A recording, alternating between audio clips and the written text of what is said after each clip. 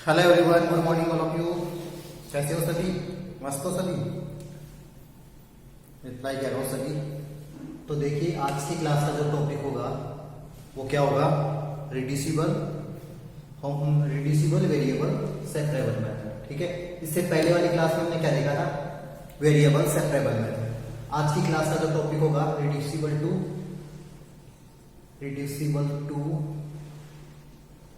Variable separable method. Reducible to separable method. ये किसका देख रहे हैं हम? डिफरेंशियल इक्वेशन का, डिफरेंशियल इक्वेशन के सॉल्यूशन का मेथड देख रहे हैं। Reducible to variable separable method. ठीक है, तो ये आज की क्लास में हम देखने वाले हैं। इससे पहले वाली क्लास में हमने वेरिएबल सेपरेबल मेथड देखा था। ये बहुत छोटा टॉपिक है, ज्यादा कोई बड़ा टॉपिक नहीं है, बहुत छोटी सी क्लास होगी आज की, है ना। बहुत छोटा सा टॉपिक है, ज्यादा बड़ा नहीं है। Reducible to variable separable. Variable separable में क्या करते हैं हम? इससे पहले 2 क्लास हो चुकी है ना। तो वेरिएबल सेपरेबल में हम क्या करते हैं कि जो x का फंक्शन है उसको dx के साथ ds के साथ पुट करते हैं, और y के फंक्शन को dy के साथ पुट करते हैं, और दोनों साइड क्या करते हैं, या दोनों फंक्शंस का क्या करते हैं? इंटीग्रेशन करते हैं। ठीक है, जैसे x के साथ dx है तो x के रेस्पेक्ट में इंटीग्रेशन होता है, y के साथ dy है तो y के रेस्पेक्ट में इंटीग्रेशन होता है। अब रिड्यूसिबल वेरिएबल यूज में क्या आएगा? जैसा कि इससे पहले वाली क्लास में भी मैंने ऐसा डिस्कस किया था। रिड्यूसिबल वेरिएबल आएगा जहां पर हम directly variable separable method use में नहीं ले सकते, और अगर कुछ मॉडिफिकेशन करने से वेरिएबल सेपरेबल मेथड यूज में होता है तो वहां पर हम क्या करेंगे? Reducible variable separable. ऐसा नहीं कि कहीं पर भी रिड्यूसिबल सेपरेबल। अब तुम बोलोगे कि ये पता कैसे चलेगा? तो देखो, पता ऐसे देखने से पता लग जाता है कि आइडिया लग जाएगा कि इसको वेरिएबल सेपरेबल से कर सकते हैं या नहीं। जैसे कि हम इक्वेशन से सॉल्व करते हैं, ठीक है, इसकी कोई एक्स्ट्रा थ्योरी नहीं है, तो मैं इक्वेशन से सॉल्व करता हूँ इसको। एक या 2 क्वेश्चन कर लेंगे आज की क्लास में, सफिशिएंट है। तो क्वेश्चन कर लेते हैं, यहाँ पे देख लेता हूँ कौन सा है। तो क्वेश्चन लिखो, इसको सॉल्व, क्वेश्चन के फॉर्म में कर लेते हैं इसको solve. dy by dx equal to 4x plus y plus 1 का होल स्क्वायर, ये है। अब देखो, यहां पर हमें ये देखना है कि वेरिएबल सेपरेबल मेथड कैसे यूज में होगा। वेरिएबल सेपरेबल मेथड यूज में हो सकता है या नहीं, वो देखते हैं। तो वेरिएबल सेपरेबल मेथड होता है x के साथ dx को रिप्लेस करते हैं और y के साथ dy को पुट करते हैं। ठीक है, रिप्लेस नहीं करते, दोनों को सेपरेट करते हैं। तो यहां पर देखो होल स्क्वायर है, तो ये हम इसको वेरिएबल सेपरेबल से नहीं कर सकते। तो ऐसी कंडीशन में हम क्या करेंगे? बिकॉज इसमें कुछ चेंजेस करना है, इसमें तो कुछ चेंज कर नहीं सकते हम। चेंज किसमें करना होगा? इसमें तो क्या करोगे? जहां पर दोनों variable means x and y दोनों गिवन है, putting 4x plus y plus 1 equal to t। इसको क्या पुट कर सकते हो? t पुट करेंगे इसको। ठीक है, तो अब देखो, ये इक्वेशन नंबर 1 है। अब यहाँ t पुट करने के बाद यहाँ पर क्या है? dy by dx। तो dy by dx की वैल्यू में पुट करनी होगी कैसे? तो dy by dx की वैल्यू यहाँ से आ सकती है, क्या? बिल्कुल आ सकती है। कैसे आएगी dy by dx की वैल्यू? जब हम ये जो इक्वेशन है, इक्वेशन नंबर 2, इसका डिफरेंशिएशन करेंगे किसके रेस्पेक्ट में? x के रेस्पेक्ट में। लिखोगे differentiating with the respect to x, we have differentiating with respect to x, we have 4x का 1 हो जाएगा प्लस dy by dx 1 का 0 हो जाएगा इक्वल टू, बिकॉज हम किसके रेस्पेक्ट में कर रहे हैं? विद रेस्पेक्ट टू x, यानी क्या हो जाएगा? dt by dx हो जाएगा। होगा कि नहीं होगा? और यहां से dy by dx की वैल्यू फाइंड कर सकते हैं। dy by dx की वैल्यू क्या हो जाएगी? ये देखो 4 यहाँ चला जाएगा तो क्या हो जाएगा? dt by dx minus 4। यहाँ से dy by dx की वैल्यू क्या हो जाएगी? dt by dx minus 4। तो यहां तक क्लियर है सभी को? यानी dy by dx की value dt by dx minus 4। अब ये जो dy बाई डी एक्स की वैल्यू हो इक्वेशन नंबर 1 में पुट करना है। तो लिखना है putting the value of dy by D X in equation 1 we have dy by D x की वैल्यू हम यहां पर इक्वेशन नंबर 1 में पुट कर देते हैं। साथ में डी और बोल सकते हो पुट द वैल्यूज ऑफ ऐसा लिखो वैल्यूज ऑफ टी एंड, या ऐसे लिख सकते हो 4x plus Y plus 1 and, because दोनों की वैल्यू पुट करेंगे ना। 4x प्लस वाई प्लस 1 को टी पुट करोगे और इसको क्या पुट करोगे dt minus dt by D x minus 4 ऐसा पुट करोगे। ठीक है, तो मैं यहां पर इसको पुट कर देता हूं। इक्वेशन 1 यही था ना, तो यहां पर dy बाई डी एक्स की वैल्यू क्या हो जाएगी dt by D x minus 4 equal to, यहां पर क्या था 4x प्लस वाई प्लस 1, इसको क्या बोल दिया हमने टी स्क्वायर। ठीक है, अब देखो ये फंक्शन किस में चेंज हो गया, ऑलरेडी dt और x के फॉर्म में कन्वर्ट हो चुका है फंक्शन। तो देखो नेक्स्ट क्या हो जाएगा, अब ये जो 4 है उसको यहां ट्रांसफर कर सकते हैं। इट मींस मैं इसको ऐसा लिख सकता हूं dt by D x equal to t square plus 4 कर सकते हैं। और अब इजीली इसको वेरिएबल सेपरेबल से हम सोल्व कर सकते हैं। अब वेरिएबल सेपरेबल किस में करना है, बिकॉज हमारे पास डिपेंडेंट फंक्शन कौन सा होगा t और इंडिपेंडेंट फंक्शन कौन सा होगा x, जिसके रेस्पेक्ट में डिफरेंस। तो यहां पर independent variable x and dependent variable is t, तो ये डिफरेंशियल इक्वेशन। ठीक है, because dt by d t equal to t square plus 4 क्या होगा डिफरेंशियल इक्वेशन। अब वेरिएबल सेपरेबल हो सकता है, सेपरेट हो सकता है। सेपरेट कैसे करना है, t का फंक्शन किसके साथ होना चाहिए dt के साथ, x का किसके साथ होना चाहिए dx के साथ। तो बोलोगे by variable separable, by variable separable method.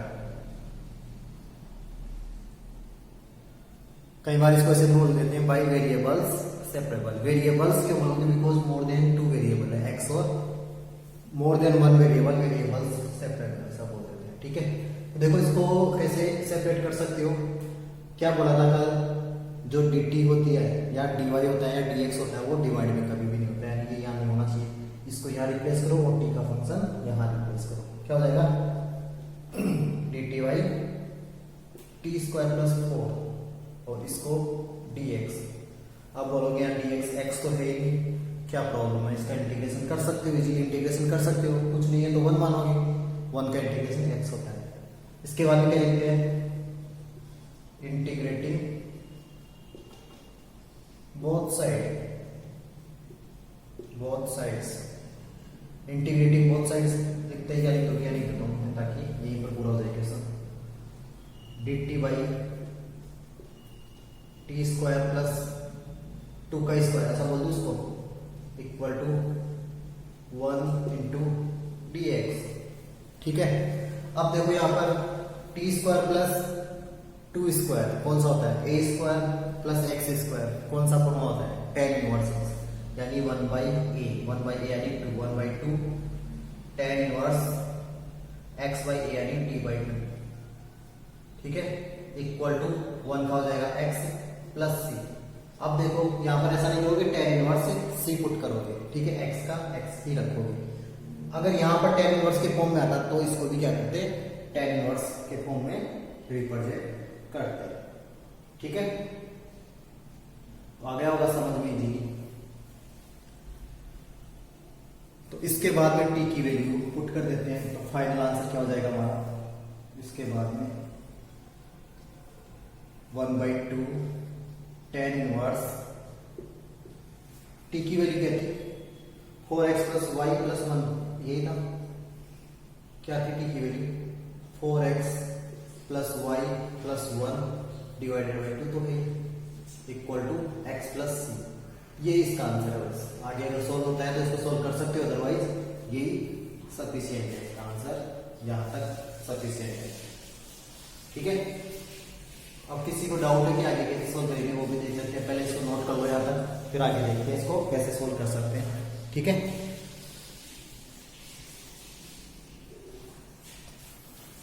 फिर उसके बाद में एक क्वेश्चन और देख लेते हैं। बाकी इतना ही है। Reducible to variable separable, only हमें क्या देखना है कि रिड्यूस किस तरीके से हो सकता है ना।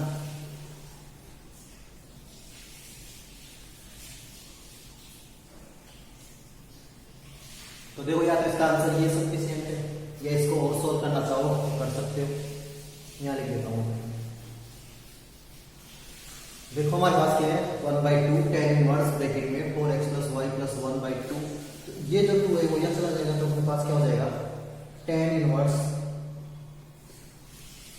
4x plus Y plus 1 divided by 2 equal to क्या हो जाएगा 2।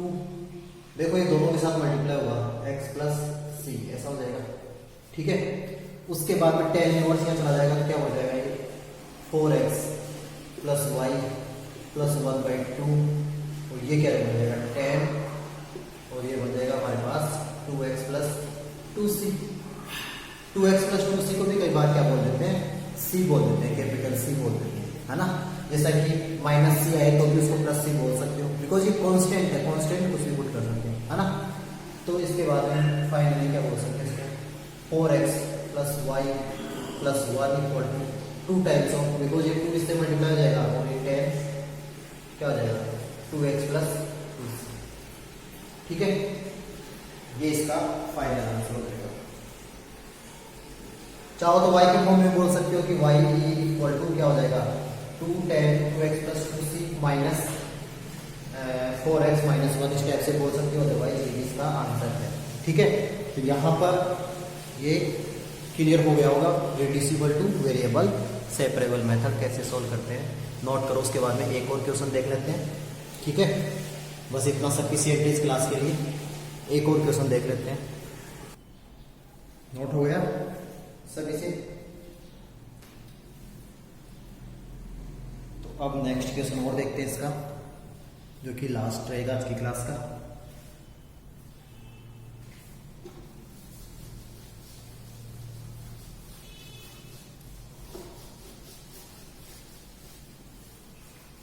नेक्स्ट क्वेश्चन है dy by dx equal to given है sine x plus Y plus cos x plus Y. ये क्वेश्चन है, ठीक है। हाँ, तो अब इसको हमें सोल्व करना है, डिफरेंशियल इक्वेशन को सोल्व करना है। एग्जाम में सब बिल्कुल भी गिवन नहीं होगा कि इसको वेरिएबल सेपरेबल से करना है, होमोजीनियस से करना है या लीनियर डिफरेंशियल इक्वेशन।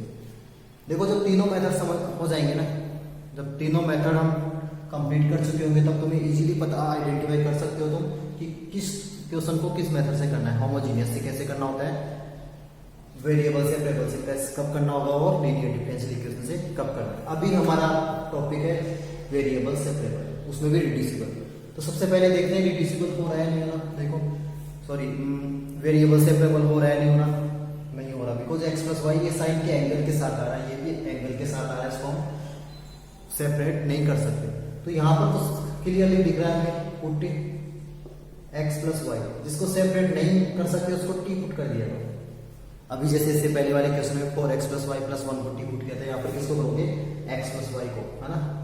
अगेन वही डिफरेंशिएशन, यानी 1 plus dy by dx equal to dt, और यहाँ से किसकी वैल्यू फाइंड करनी होती है हमें, dy बाई dx।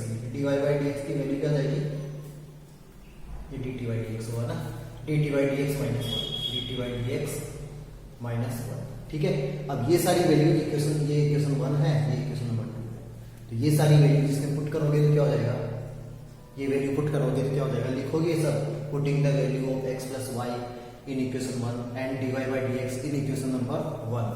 तो dy बाई dx की value dt by dx minus 1, that is value of dy by dx। इसके बाद में साइन t और प्लस cos t। देखो यहाँ पर रिड्यूस कैसे हो रहा है, यहाँ पर दो वेरिएबल थे x प्लस वाई, यहाँ पर एक ही वेरिएबल है तो इसको सेपरेट करना आसान है, दो वेरिएबल को एक साथ सेपरेट करना आसान नहीं है। तो इसके बाद में क्या हो जाएगा ये d t by D x equal to, ये यहाँ चला जाएगा तो क्या बन जाएगा sine t plus cos t plus का 1, ऐसा हो जाएगा। अब देखो वेरिएबल सेपरेबल से हो सकता है, यानी देखो ये टी का फंक्शन है 1 तो कांस्टेंट है, कोई प्रॉब्लम नहीं, ये सारा इसके डिवाइड हो जाते हैं और dx तो यहाँ ले जाते हैं, ठीक है। तो फिर लिखोगे by variables separable, by variables separable, ठीक है। कर सकते हो सेपरेट इसको सेपरेट डी टी बाई कैसे करोगे sine t plus cos t plus 1 और ये dx को यहां पर ट्रांसफर कर सकते हो, वेरिएबल सेपरेबल हो गया, ठीक है। चलो अब देखते हैं, अब देखो इसको सोल्व करना है इंटीग्रेटिंग बोथ साइड, लिखोगे वैसे ही इंटीग्रेटिंग बोथ साइड, क्या लिखना है इंटीग्रेटिंग बोथ साइड, लिखा इंटीग्रेटिंग बोथ साइड,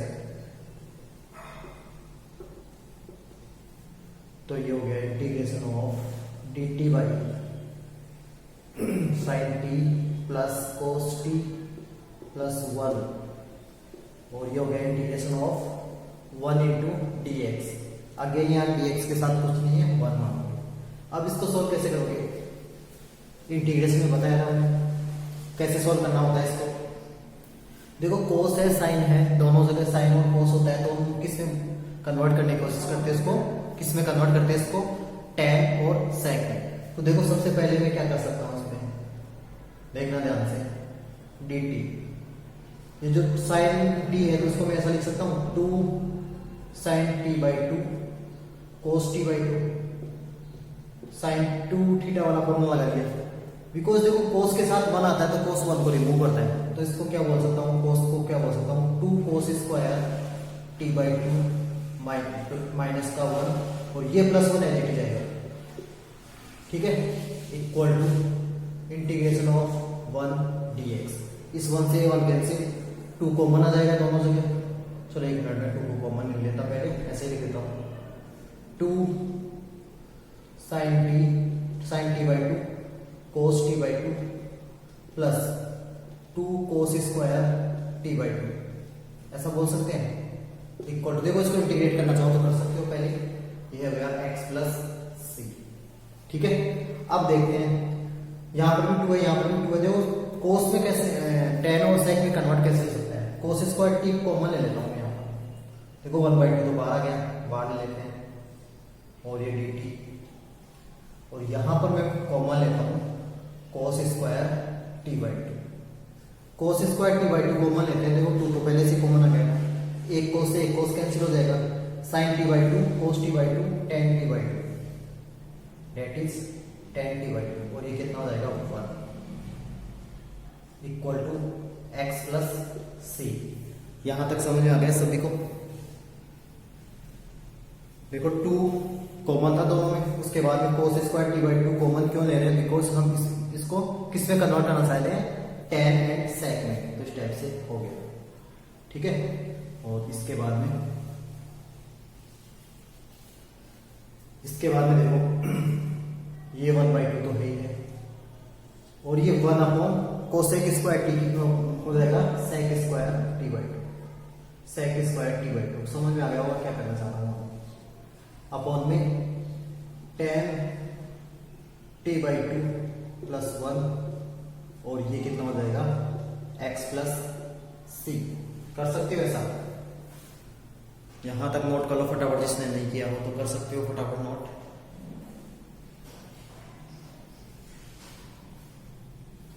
और उसके बाद में देखो क्या बोलोगे, इस पूरे को t मान लेना, tan t बाई 2 प्लस 1 को t मान लेना, sec square t by 2 dt, ये कन्वर्ट हो जाएगा dt बाई t बन जाएगा, बस खत्म बात।